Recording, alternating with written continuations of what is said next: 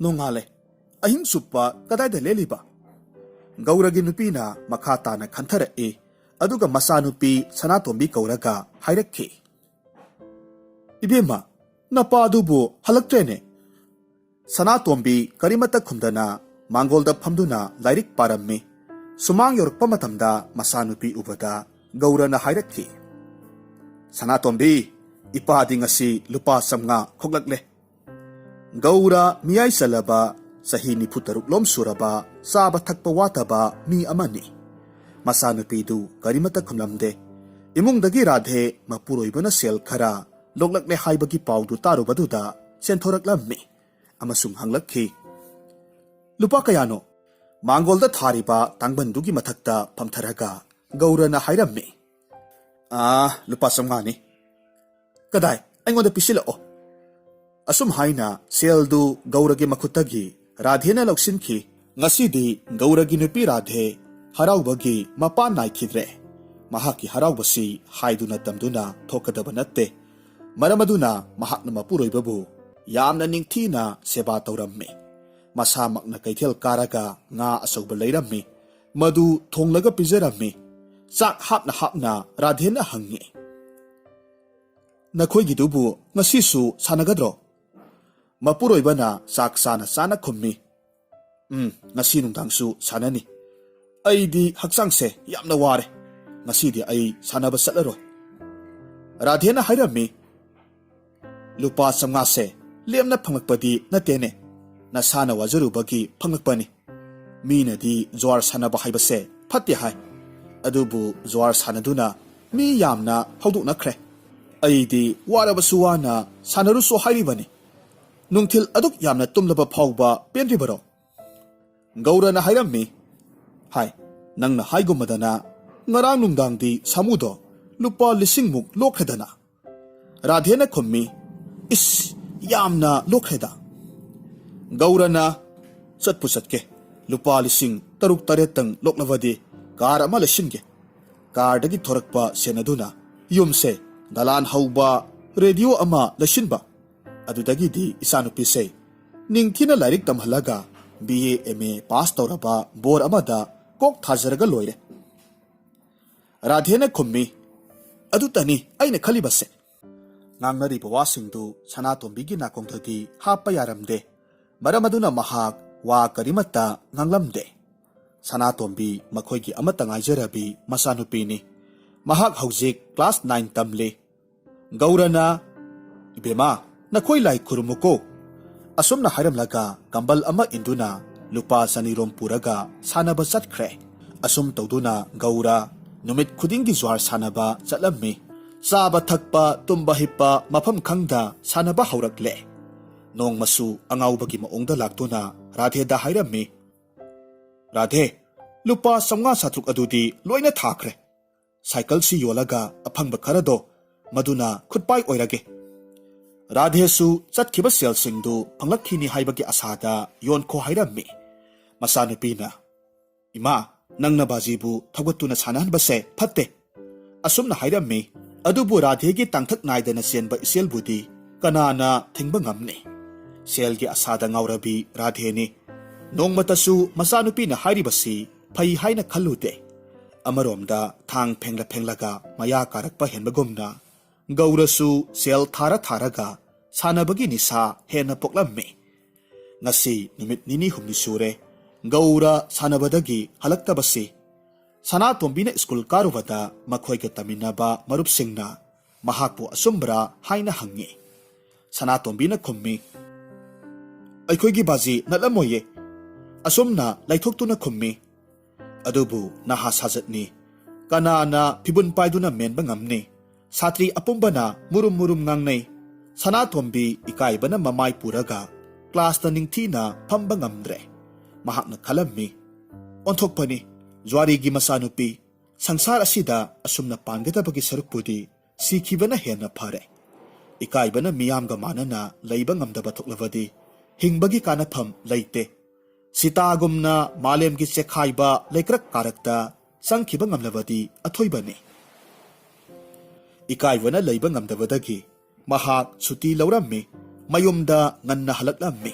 नुमित निनी हुमनी सूना हंजिलक्त्रबा मपुरोइबगी वाखलतना उंगलगा लैरबी राधे मांगोलदा मोरा अमगी मथक्ता फमलगा लैरम्मी सनातोंबीना ममा मांगोलदा फमलगा लैबदु उबदगी सुमांगदगी हाइरक्खी इमा इमा इसे थमफम लैत्रे स्कूलदा छात्री पुमनमकना नखोई बाजीदो जोर सानफमदा फुनै हाइबदो असुम्बरा हाइना हंगी ममाना मसिन थिदुना पंगांग nganglibani थौसारुनु इसासीदी नफी नरोल होंगलुरो चाक चानब तौ नंगना असुकना लाकपदी करिगिनो हाइना हंगी सनातोंबीना मखोई मयामना अइबु ngaiहak लेतना हंगबदुदा इकाई मनखिबदगी सुटी लौरगा लाकपनी मसागी वा तारगा राधे ngaiहak तुमिना लै वाखल तौवे हारिबसिबु असुम्ब्रने ममाना तुमिना लैबा उबदुदा सनातोंबी फी होंगना होंगना इमा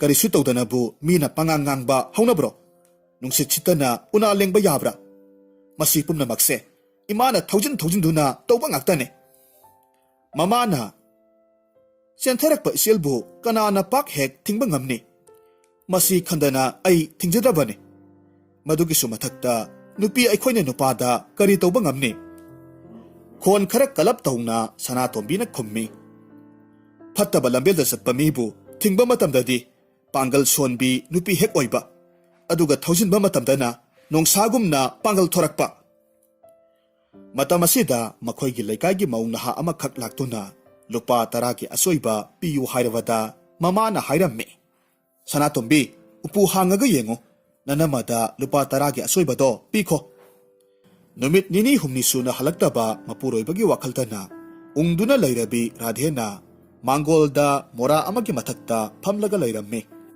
तांजा असिदा सनातोंबीना मागी सनागी लिक हापा केप्तु मांगख्रे हाइरक्लम्मी ममाना हाय हा नंगी सनागी केप लैते हाइबा निंगथीना येंगो सनातोंबीना खुम्मी येंगे सिदगी हेना निंगथीना करी अमुक येंगदौरिबनो मसानुपीगी सनागी केप लैते हाइबा ताबदा राधेगी कोकथक्ता ब्रज ताबगा सब मानरम्मी नुपी हाइबसी मसागी दमक्तदी थवाई थाबा ngambani असुक कुइबा मवा मपुरोइबना साइकल घरी योलगा ज्वार सानवदा राधेगी पुकनिंगदा करिमत्ता नुंगाइबा पोकलमदे अदुबु ngasiदी वाना सुजदुना साजरीबा मसानुपीगी परिजात परेंग अमसुंग लैदु लैते हाइबा ताबदा राधेना मपुरोइबगी मथक्ता ngamkhai leitana sauningba poklamme maramasina राधेना मांगे मांगे इसागी परिजात परेंग योंदुना सानख्रबा असुमना हाइरक्खी मसानुपीना हौजिकता मांगे हाइबा वाखल लाक्लबा नहाल मखैदी थौजिन सानहनबदाइने इमा नंगना थाजबा हुगी पांबीनी ngasiदी निंगथीना महै पालबा मतमसिदना नंगना करिगी चानिंग्रिबनो इबेमा संसार की मी पुमनमक्से सेल की मिनाय ngakतनी सेल न तौबा ngamdaba पोसक लैते सेल बु लैरबदी मी हालुरबसु करिसु तौदे हौजिकती संसार असिदा सेल न मरु ओइबा पोसकनी इमा सेल तना मियोइबगी मरु ओइबा पोसक नत्ते इज्जत हाइबा पोसक अमसु लैबनी मसिना पुमनमक्तगी मरु ओइबने इज्जत असिना मांगखबदी अनिरक सुना तानबा यादे सेलदी तानबा याये अदुगा ज्वारी की मसानुपी अइबो कनानबु लौबिगदौरिबनो मसानुपी की वासिंगसी तारगा राधे लाले हाइबगी मतागुम तुमिन लैखी ngaiहak लेरगा अमुक महाकना ngamiदा ओंथोकना ngamiदा इसागी लिक कोन योलगा सानबा लाक्तो लाखिसनु असुमना हाइरम्मे मतमसिदा गौरा ममाई लुक्थदुना कंबल अमखक इलगा मसम्मना इफा फाना संसिलक्लम्मी गौरा लाक्पा उवदा ममा मसादी यंसिनदा मिलाउबी ओनख्रे मपुरोइबा उद्रिङैददी साउनिंगबा खरा वाटलम्मी अदुबु मसक उबगदी महाकी साउनिंगबगी मैसाक हानदगी चामा हेन्ना चाखलक्ले गौरसु ममा मसाना असाउबगी फिबमदा लैरम्बदु उबदुदा महाकना तौखिबा थबकसिंग अदुगिनी हाइबसी खंगलबा माले मांगोलदा फमलिबा राधेबु मिचीना हाइफेट यंगलमलगा इमुंग चंगखी नहाल मखै गौरना सानबा हलक्पा मतमददी महाकी नुपी राधे यामना हराउना मखल मखा सानबगी वा हंगदुना सेबा निंगथीना तौरम्मी निंगसिंगलुबदा कया खोइथुमनै अदुबु Ngasigi phibam ubudadi hakchangda akibagi ipom haurakpaga loinana pukningda asaba ayakpagi mahau amakhak phanglammi. Maram asina Gaurana mapi yanphamda kambal yansillammi. Mapi marol lokthokhtuna makokta khut haplaga phamungdagi makhong ani yantharaga phamlaga khalli. Is aina tawriba sibu karino?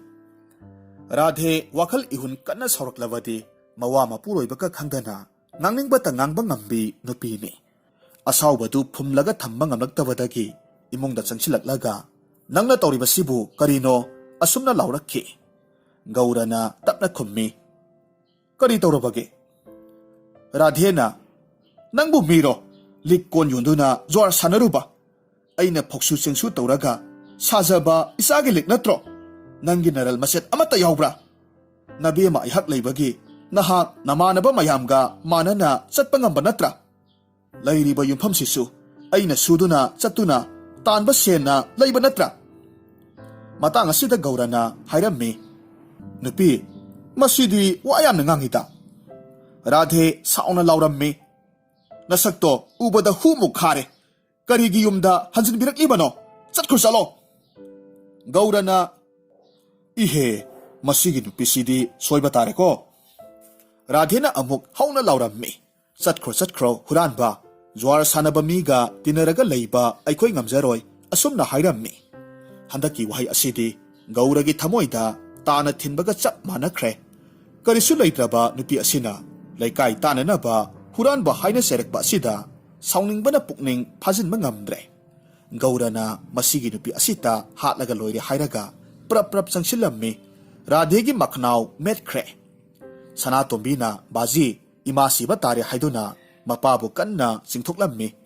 Adudagidi Radhena amuk mihatpa zwari laikaisa zwarina aibu hatkadaure kanbiro la'o asumna lawi. Gaurana thorai masasina laikai sara sangadaure masida phuraga hatlaga loire. Asumna haiduna sangsilli Radhegi makokta khazaida lendum tabagumna khutumna kanna sujilli. Sanatombina Radhebu puduna phamung amada tapna hipthahalli. Khazai nalaga yengbadadi yamna saungna pomlaga leiba ubada Radhena o ima nangna aibu zwari amada thajabiduna thokliba thodoksi ubidabara. Asumna hikna kaplammi.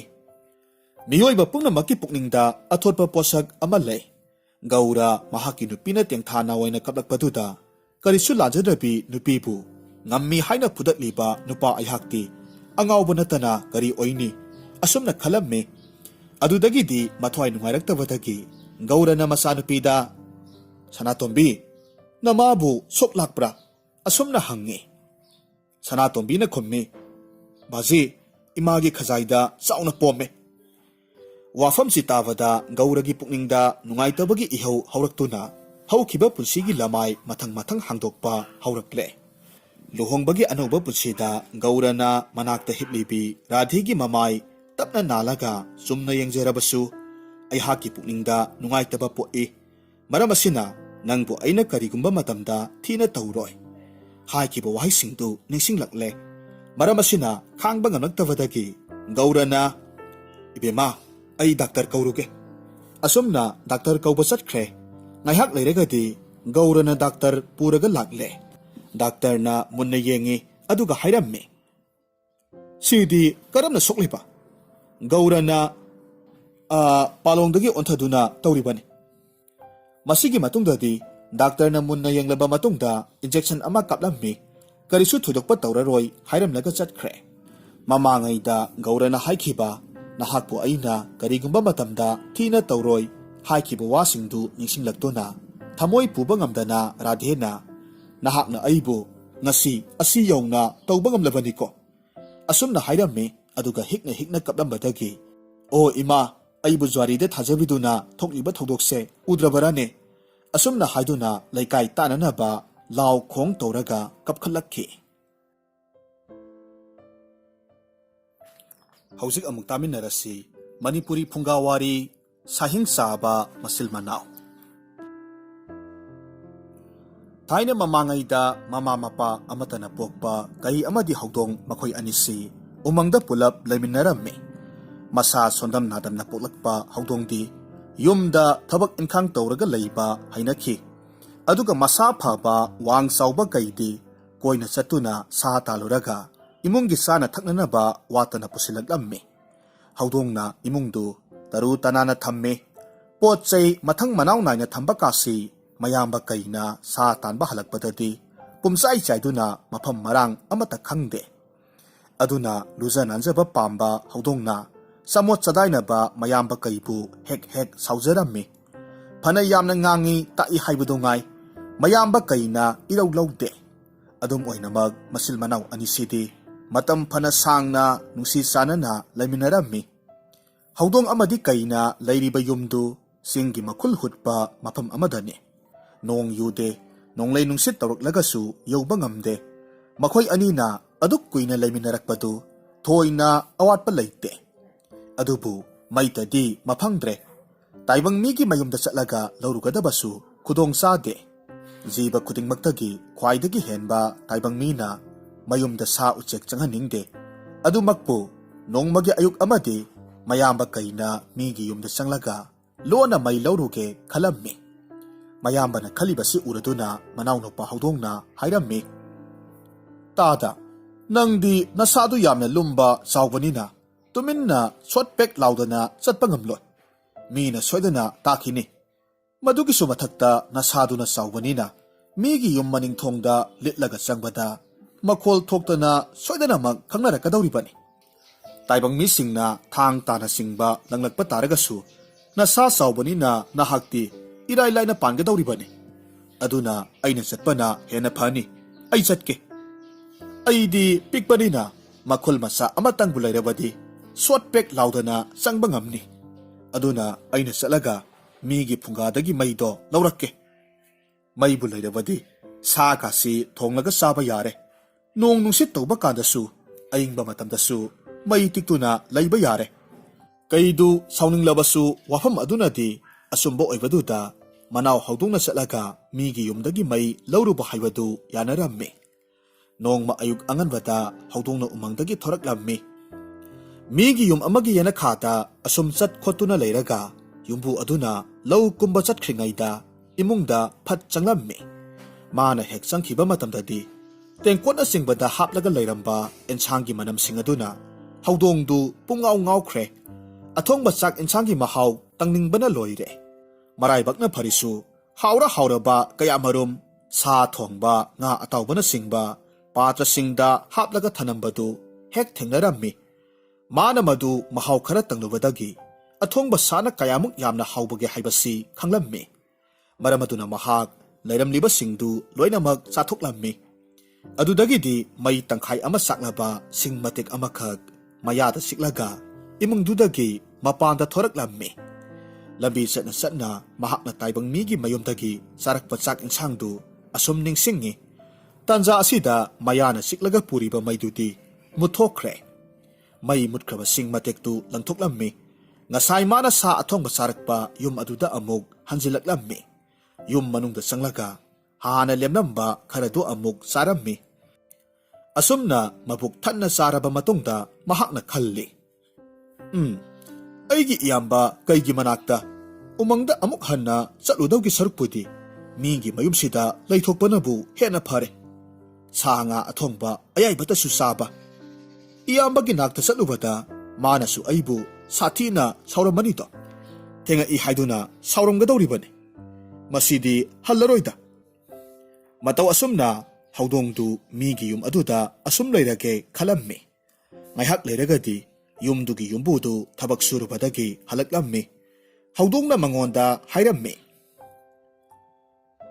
tabiyu iyamba nakhoi miyoiba haiba jibase atai jiba pumnamaktagi athoibani panganda loksingda nakhoina pumhen helibani adubu nakhoigi kotta paiba lobukta leiba cheng phau pumnamakpu chathoklaga sikthattuna manghan takhaliba usina singba jiba singbudi nakhoina hatokpa ngamde maramaduna nakhoina kanna sujanomjaduna hona jariba pumnamak ariambada manghalle aduna usina singba ngaknabakidamak aibu nakhoigi yumda thambiyu aidi usi halaga sai ꯑꯩꯅ ꯂꯩꯔꯕꯗꯤ ꯎꯆꯤ ꯂꯩꯕ ꯉꯝꯂꯣꯏ꯫ ꯑꯐꯕ ꯄꯥꯎꯇꯥꯛ ꯑꯃꯗꯤ ꯂꯣꯟꯖꯕ ꯋꯥꯍꯩꯁꯤ ꯇꯥꯔꯨꯕꯗ ꯌꯨꯝꯕꯨ ꯑꯗꯨꯅꯁꯨ ꯍꯧꯗꯣꯡ ꯑꯗꯨꯕꯨ ꯃꯇꯝ ꯄꯨꯝꯅꯃꯛꯀꯤ ꯑꯣꯏꯅ ꯃꯥꯒꯤ ꯃꯌꯨꯝꯗ ꯊꯝꯈꯤ꯫ ꯃꯇꯝ ꯈꯔꯗꯤ ꯍꯧꯗꯣꯡꯅ ꯃꯥꯒꯤ ꯁꯥꯔꯝꯆꯠ, ꯇꯝꯊꯤꯕ ꯃꯇꯧ ꯑꯃꯗꯤ ꯁꯥꯍꯤꯡ ꯆꯥꯕ ꯃꯇꯧꯗꯨ ꯊꯥꯗꯣꯛꯄ ꯉꯝꯗꯕꯗꯒꯤ ꯌꯥꯝꯅ ꯋꯥꯈꯤ꯫ ꯑꯗꯨꯕꯨ ꯃꯤꯑꯣꯏꯕꯒ ꯀꯨꯏꯅ